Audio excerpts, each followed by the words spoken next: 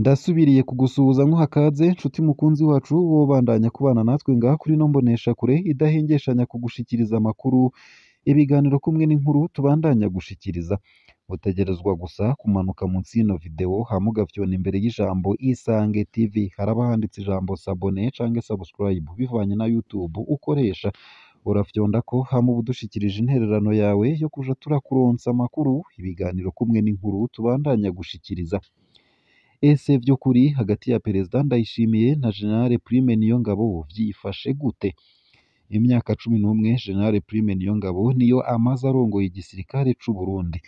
N'ubwa mbere ivyo bishitse mu mateka y'u Burundi. Imbere yiwe uwashoboye kurongora igisirikare umwanya munini yabaye General Major Thomas Ndabemeye, yagitwaye imyaka 9, ni ukuvuga kuva mu mwaka w'1967 gushika mu mwaka w'1976.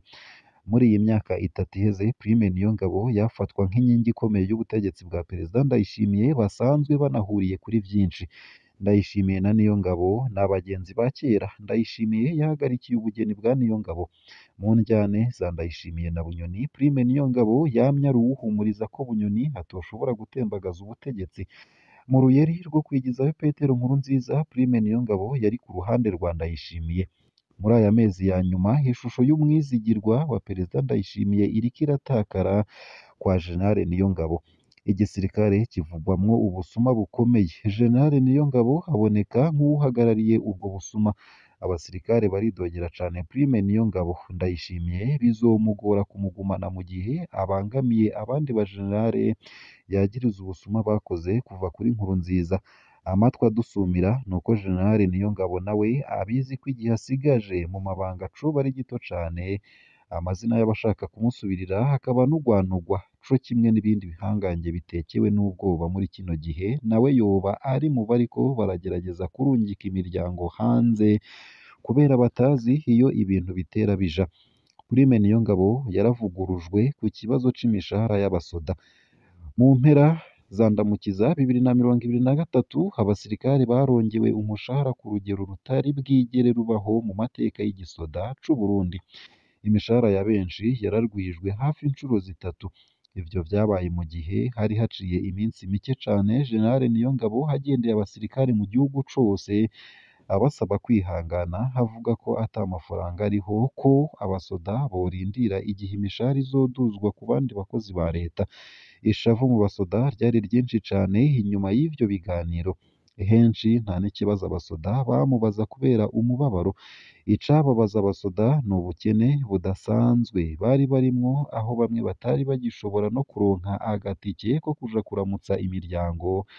Ariko umukuru w'igisirikare akaguma yerekana amatungo y'umurengera mu kugura amaparasera y'amamiliyaridi, kubaka amazu agerekeranye, kwihariza urudandaza rw'imiti mu gisoda ndetse n'ibindi vyinshi cane.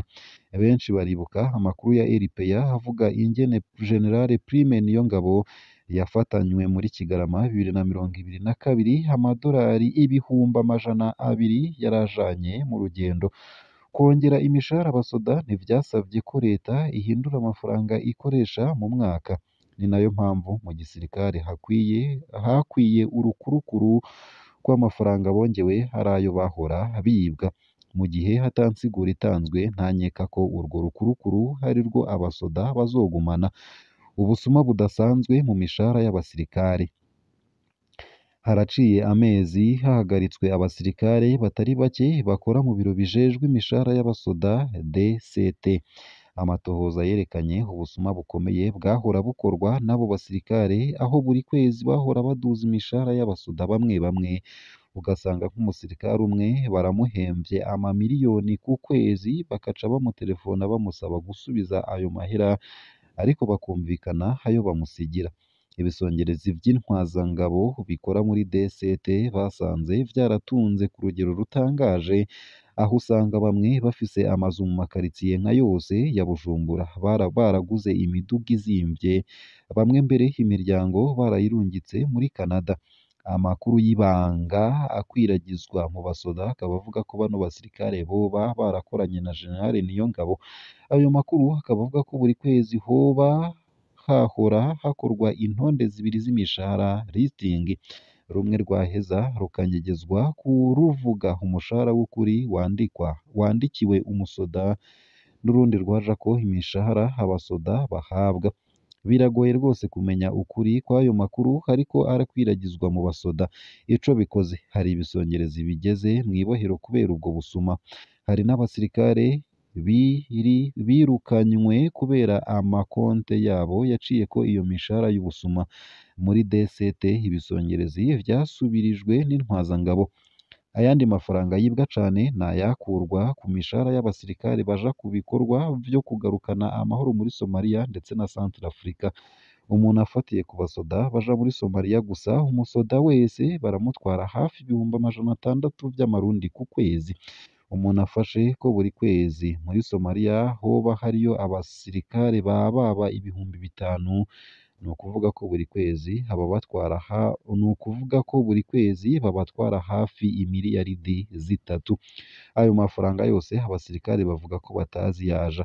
Amakuru hariko arakwiragizwa mu basirikare avuga ko Perezida Ndayishimiye yarakaye bikomeye amaze kuronka amakuru yose y'ibibera mu gisirikare.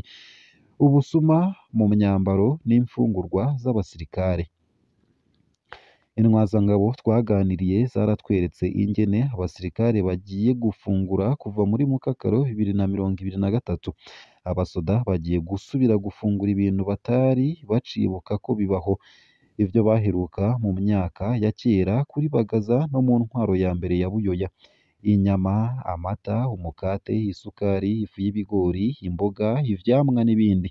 Niko amafaranga igisirikare kizokoresha mu gufungurira abasoda yongerejwe, ariko abasoda bo bemeza ko ivyo vyose bari basanzwe bavyandikiwe ariko bikibwa.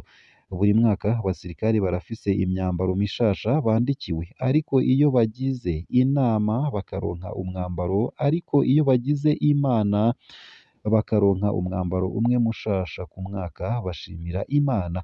Ayo yose ni amafaranga abasirikare bemeza ko bibwa n'abarongoye igisirikare c'u Burundi. Mu vyipfuzo vyabo abasirikare bashaka ko ivyo vyokorwa nko mu bindi bihugu bimwe bimwe vyubahiriza umusoda, aho ayo mafaranga yose yongerwa ku mushahara w'umusoda hanyuma hagashirwako imangazini za gisirikare aho umusoda yigurira imyambaro uko ayikeneye. Perezida Ndayishimiye azoshobora kwikura General Niyongabo? Kino kibazo kirahanze Perezida Ndayishimiye muri kino gihe ariko agwana n'ibihangange vyinshi. Intambara yabe na General Bunyoni ntirahera, aherutse kwiteranya n'ibindi bihangange vyinshi cane mu guhindura amanoti yavyo ibipapuro. Intambara ya Reveriyano Ndikuriyo irashushe. Intambara n'abarwizatunga bakomeye cane nka Ziranotse iriko iragera ahakomeye cane. Ikindi gihe cose agwanye n'umurwizatunga yisanga hariko aragwana n'abandi bajenerali. Ubwoba n'ishavu ni vyinshi muri CNDD FDD muri kino gihe. Aho niho bimugoreye kumenya uwundi musirikare yokwizera akamufasha kurongora igisirikare. Perezida Ndayishimiye abona abahemu mu mpande zose, ntazi abo asigaranye ashobora kwizera.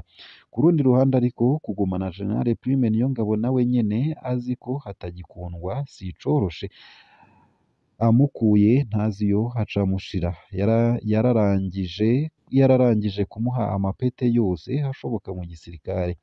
Ntari bumugire umushikiranganji wo kwivuna abansi, kumbure azomukura acamupfunga nawe nk'uko yagize Bunyoni, canke azomurungika mu buserukizi bw'u Burundi mu makungu, mu Bushinwa canke mu Burusiya nk'uko bikunze kugenda ku ntwazangabo zikomeye zigijwe kure. Ico bikoze ibihe ntivyoroshe kuri Perezida Ndayishimiye. Abo batanguranye nk'abagenzi nka bose bariko bahinduka abansi. Ubusuma bakoze babukoranye na Perezida Nkurunziza, abandi yarabubarekeye kugira bagume bashigikiye ikiringo ca gatatu. Guhindura ivyo bintu ku bantu bamaze kumenyera kwihereza amamiliyaridi ni intambara itoroshe. Abasirikare bo bipfuza kuronka indongozi nshasha inyuma y'imyaka 11 mu butegetsi bwa Niyongabo. Umwe mu basirikare yumvise iyi nkuru yatwandikiye agira ati: "Numvise aya majambo nsanze ari ukuri kuzuye. General Prime Niyongabo nibaza ko n'ubu hataremera ko twongewe agashahara. Amajambo yavuga yari amajambo y'agasuzuguro. Mu kwezi kwa gatatu 2023 agiye gusezera ingabo zari zagiye mu rwego rwa EAC, yavuze aya majambo: "Mwavuze ngo muzondasa amafaranga atabonetse, ehe nabizaniye nimundase, amafaranga ntayahari. N'utuzoboneka muzotubona muri Juillet 2023, naho nyene si birya mwiyumvira, n'akantu gatoya kazoba kabonetse. Uwumva rero adashoboye kubandanya akora akazi nakure umwambaro yitahire." Ngayo amajambo yashikirije nyene. Ngaha rero akaba ari naho nsoreje ano makuru nari naguteguriye ariko avugwa irya nino mu gihugu c'u Burundi ndetse no hakurya y'imbibe z'igihugu c'u Burundi. Utegerezwa gusa kumanuka munsi y'ino video hama nyene ugafyonda sabone ngaha kuri ino mboneshakure, nokwibutsa ko tugushikiriza amakuru ariko avugwa irya nino mu gihugu c'u Burundi mu bisata bitandukanye nk'igisata c'inkino, igisata ca politike, igisata c'agateka ka zina muntu, igisata c'imigenderanire n'ayandi makungu, igisata c'uburimyi n'ubworozi, igisata c'indero, igisata ca politike kumwe n'ibindi bisata bitandukanye hirya nino mu gihugu c'u Burundi ndetse no hakurya y'imbibe z'igihugu c'u Burundi mu yandi makungu. Ndakwifurije kubandanya uraruranirwa no kugira ibihe vyiza.